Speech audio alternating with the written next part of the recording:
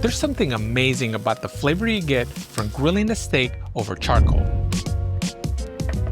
A flavor that you just cannot replicate even in the most high-end kitchens. I'm going to be using the Vortex to reverse sear these beautiful ribeye steaks. The Vortex is a very versatile add-on for your Weber kettle. Yes, the Vortex. It's just not for wings anymore. Let me show you.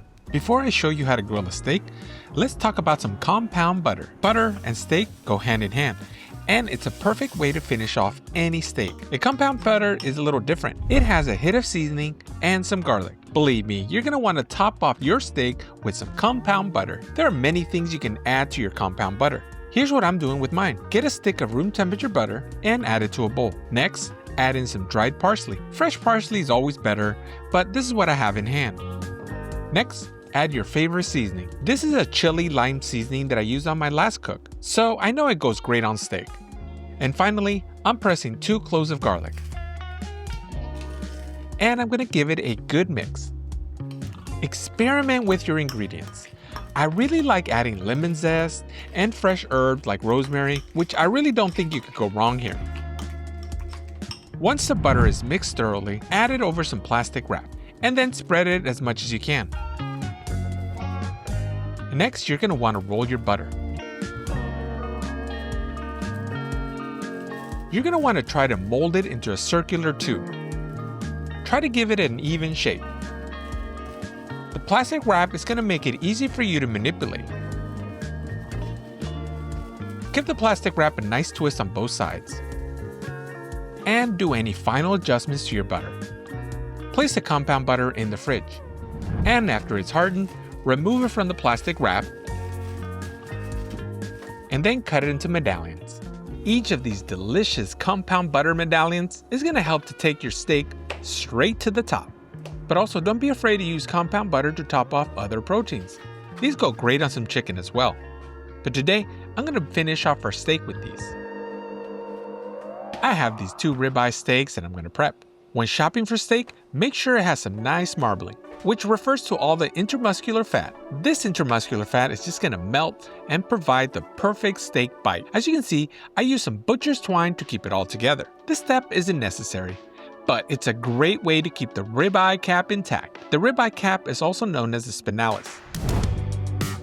It's the most tender, juiciest, flavorful part of the ribeye. I'm keeping the prep simple. First, I'm coating the steaks with some olive oil.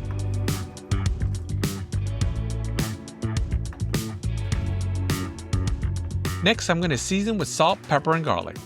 The ratio I'm using is 2 parts salt, 2 parts pepper, and 1 part garlic. I find this combination to be the perfect seasoning for just about anything. Make a nice batch of it and just keep it around for your regular cooking. Now, ribeye is one of my favorite types of steaks to order, and I really prefer ribeyes over the more popular filet mignons. Now, no need to worry about all that seasoning not making it to the steak. The seasoning on the tray is going to be a great way to season the sides of your steak.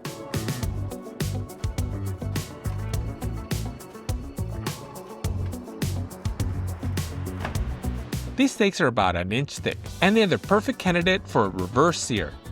I'll explain what a reverse sear in just a bit, and I'm going to go through all the steps. But if you're a beginner griller, a reverse sear is one of the tried and true ways to get a perfectly grilled steak. Every backyard barbecuer that has mastered a steak cook always says, "I'll never go back to a steakhouse again." And they're completely right. Once you get the hang of it, you're going to be making some high-level steaks. And the steaks at restaurant just won't compare with what you can do at home. But first, let me show you how to get this grill started. Now, for those unfamiliar with the reverse sear, let me explain. The first step to a reverse sear is to smoke your steak at a low temperature. This is going to give your steaks a nice smoky flavor. Once the steak reaches a temperature 10 degrees below your target temperature, you're going to get your grill nice and hot, and you're going to sear both sides. The result is a beautiful crust and a perfect wall-to-wall doneness. Here's the grill setup for the first part. I'm going to light a small chimney of lump charcoal. And once lit, I'm dumping it over to a Vortex. The Vortex is an attachment you get for your Weber kettle. Although it cooks great wings, many don't realize its versatility and its ability to do low and slow. Add in a small chunk of cherry wood, place in our grate, and then close the lid. I'm setting the top vent to a half open and the bottom vent is set to a quarter open. Doing this is going to get our grill to a low and slow temperature of 250 degrees Fahrenheit. 15 minutes later, our grill is up to temperature of 250 degrees Fahrenheit. Let's place in our ribeye steaks.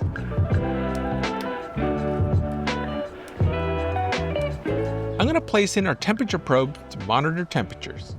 I'm going to smoke these steaks until the steak temperature reaches about 125 degrees Fahrenheit, which is 10 degrees below my target temperature of 135 degrees Fahrenheit, which is between a medium rare and a medium temperature. When the steaks reach an internal temperature of 90 degrees, I'm going to flip and rotate the steak. This helps with more even cooking throughout. Let's cover and keep on smoking. About 15 minutes later, I'm going to light about 3/4 chimney with lump charcoal. This is going to allow me to instantly get my grill hot and then get ready for the searing step. These steaks have been smoking for about an hour and they reach 125 degrees Fahrenheit. These steaks don't look very good, but they will once I sear them. Let's first remove these steaks off our grill so we can safely remove the grate and then dump our 3/4 chimney of lit charcoal. Let's place in our grate back, and in no time, this area in our grill is going to be hot.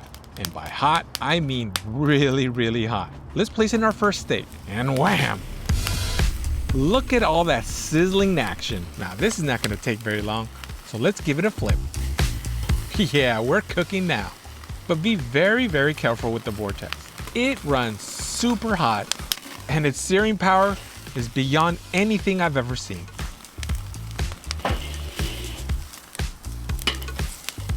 Once you flip it a few times and you're happy with the sear on both sides, let's check the temperature. It's clocking in 132 degrees Fahrenheit. I'm gonna call this done. Let's top it off with our compound butter, and while that melts, let's place in our second steak. Same steps as before. Sear, flip, sear some more, and keep on flipping and rotating. And once you're happy with that beautiful sear, get it off the hot zone and then place in our compound butter. As you can see, the compound butter on the first steak has melted down nicely. Let's remove. And once the second steak has a nice melt, let's remove that one too. You're gonna wanna rest both of these steaks for about 10 minutes. Resting allows for the steak juices to redistribute. Now, when you slice, make sure it's against the grain. With the rest and with the slice against the grain, it's going to result in a much juicier, tender bite.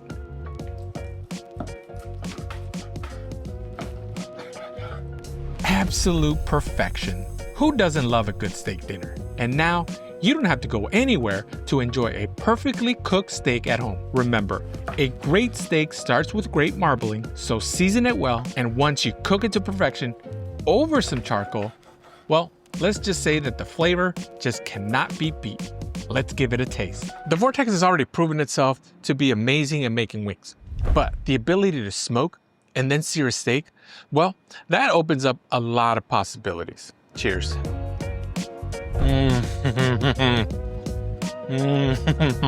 That steak is a big, big winner. Wow, it's incredible.